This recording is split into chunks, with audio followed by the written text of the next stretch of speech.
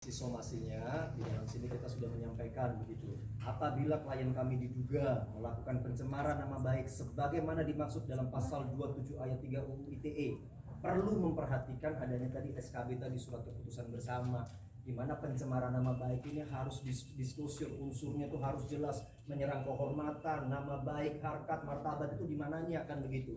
Sedangkan dalam SKB tersebut pun sudah jelas, ketika dia hanya menceritakan yang berupa penilaian, pendapat, hasil evaluasi atau sebuah kenyataan, itu bukan masuk dalam ranah 27 ayat 3 UU ITE kan begitu kan.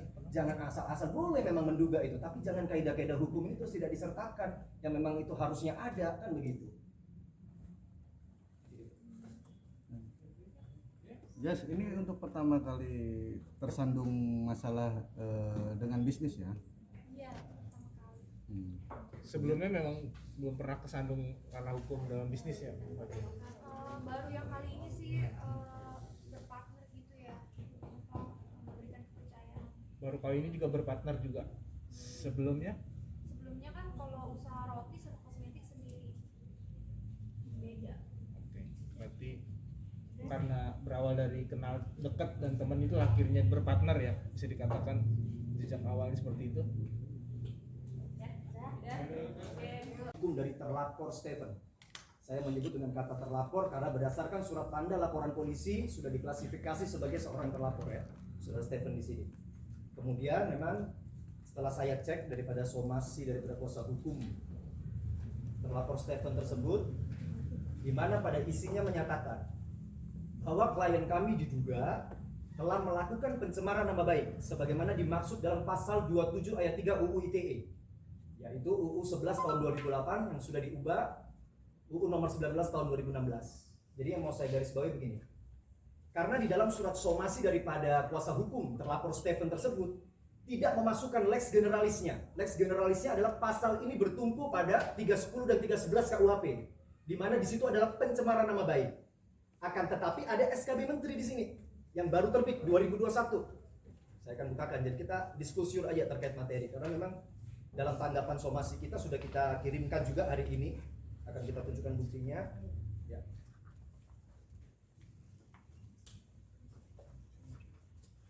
Ya. Jadi dalam SKB Menteri, yaitu ditandatangani oleh Menkominfo, ditandatangani oleh Bapak Kapolri, ditandatangani oleh Bapak Jaksa Agung. Di dalam halaman 9 nomor 3 huruf A dikatakan di sini, sesuai dasar pertimbangan dalam putusan Mahkamah Konstitusi nomor 50, penjelasan pasal 27 ayat 3 UU ITE, pengertian muatan penghinaan dan atau pencemaran nama baik merujuk dan tidak bisa dilepaskan dari ketentuan pasal 310 dan 311 KUHP. Titik di sini. Artinya ada keterkaitan, ada ketentuis di sini antara pasal 27 ayat 3 yang tidak bisa dilepaskan dengan 310 311. Ini bukan hanya dalil saya tapi SKB Menteri yang bicara ya. Oke, kemudian merupakan delik menyerang kehormatan seseorang dengan menuduhkan sesuatu hal agar diketahui secara umum. Sedangkan pasal 311 KUHP berkaitan dengan perbuatan menuduh seseorang yang tujuannya diketahui tidak benar oleh pelaku. Dan saya garis bawahi lagi di sini, memang saya cek secara yuridis normatifnya ya. Di dalam huruf D pun di situ dinyatakan, dalam hal fakta yang dituduhkan merupakan perbuatan yang sedang dalam proses hukum, maka fakta tersebut harus dibuktikan terlebih dahulu. Artinya apa? Laporan polisi kita ini merupakan proses hukum. Dan di dalam Perkap 6 tahun 2019 pasal 3 ayat 3 bisa dikatakan di situ, sebelum laporan polisi terbit, penyidik itu sudah melakukan kajian awal dulu apakah layak atau tidak. Nah, ketika STTL surat bukti tanda lapor ini sudah diterbitkan, artinya sudah terpenuhi kan begitu. Bukti-bukti yang cukup kan begitu. Untuk diduga kan begitu bahwa ini akan dilakukan pemeriksaan yang lebih lanjut. Dan kami akan berkirim surat juga ke penyidik untuk menanyakan SP2P perkembangan hasil perkaranya bagaimana. Dan untuk kemudian yang juga perlu kami terangkan di sini dalam huruf E ya.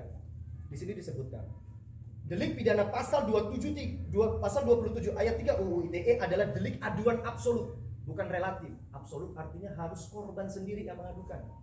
Karena saya sudah melihat di media beberapa kuasa hukumnya mau berkonsultasi ke Bareskrim dan sebagainya. Makanya dalam press conference ini kita perlu diskusi gitu. Jangan kaidah-kaidah hukum ini tidak dilaksanakan kan begitu kan, ada kaidah-kaidah hukum yang sudah berlaku. Jadi itu yang perlu digarisbawahi dulu. Dan kemudian juga kita juga sudah sampaikan dalam surat tanggapan somasi kita bahwa kita akan terus mengawal kasus yang sudah kita masukkan laporan polisi tersebut ya, Pak Vincent dan Bu Jeddah. Dan kami pun yakin gitu bahwa penyidik juga akan memproses kasus hukum tersebut untuk memberikan kembali hak-hak apa yang sudah terjadi pada klien kami, kan begitu. Harus dibalikan lagi haknya dia kepada keadaan semula. Sebagaimana perkapan juga mengatur masalah restoratif justice, kan di situ ada. Itu kan menyebutkan yang paling diutamakan, dititik beratkan adalah pengembalian hak daripada korban, kan di situ. Mungkin keterangan dari saya begitu. Ada ditambahkan? Baik, di sini dia tunjukkan surat kuasa dari terlapor.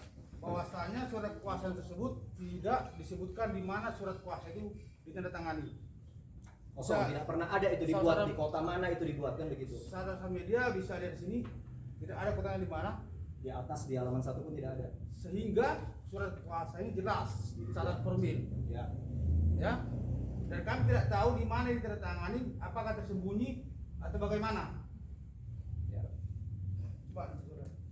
Jadi memang dalam surat kuasa ini, karena kan surat kuasa ini merupakan lampiran dalam memberikan satu teguran, dalam melakukan upaya hukum, inilah legal standingnya. Tetapi ketika kita cek, somasi tersebut sudah diterima oleh klien kami, diberikan kepada kami kuasa hukumnya.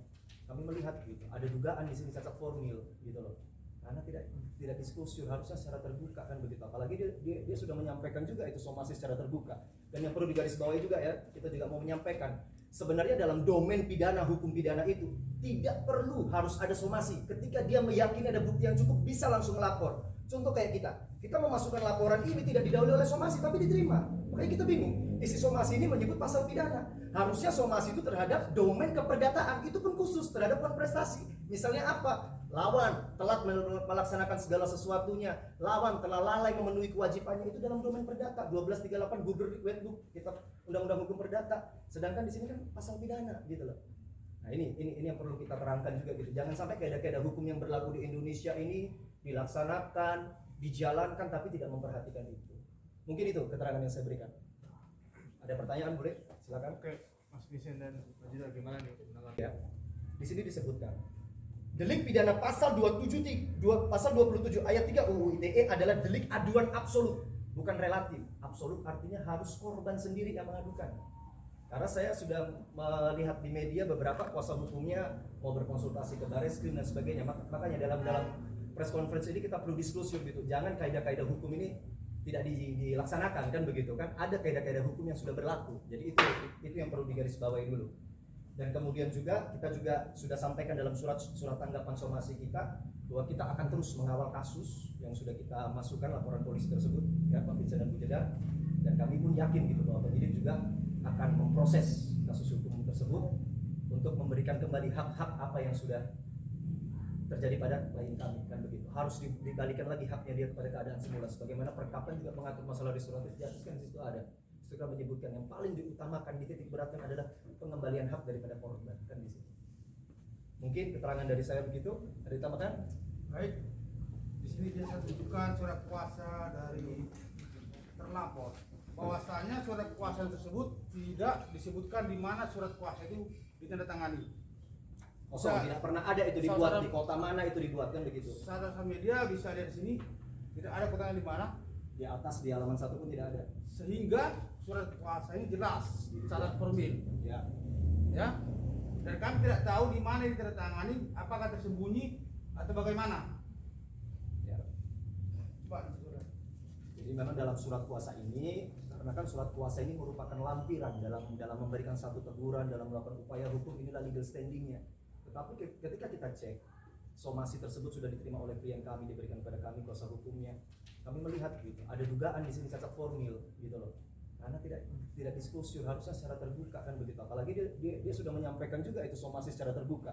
Dan yang perlu digarisbawahi juga ya, kita juga mau menyampaikan, sebenarnya dalam domain pidana, hukum pidana itu tidak perlu harus ada somasi. Ketika dia meyakini ada bukti yang cukup, bisa langsung melapor. Contoh kayak kita memasukkan laporan ini tidak didahului oleh somasi tapi diterima. Makanya kita bingung. Isi somasi ini menyebut pasal pidana. Harusnya somasi itu terhadap domain keperdataan, itu pun khusus terhadap prestasi. Misalnya apa? Lawan telat melaksanakan segala sesuatunya, lawan telah lalai memenuhi kewajibannya, itu dalam domain perdata. 1238 Google Wetbook, kitab undang-undang hukum perdata. Sedangkan di sini kan pasal pidana gitu loh. Nah, ini yang perlu kita terangkan juga gitu. Jangan sampai kaidah-kaidah hukum yang berlaku di Indonesia ini dilaksanakan, dijalankan tapi tidak memperhatikan itu. Mungkin itu keterangan yang saya berikan. Ada pertanyaan boleh? Silakan. Oke, Mas Vincent dan Pak Judah gimana nih menanggapi? boleh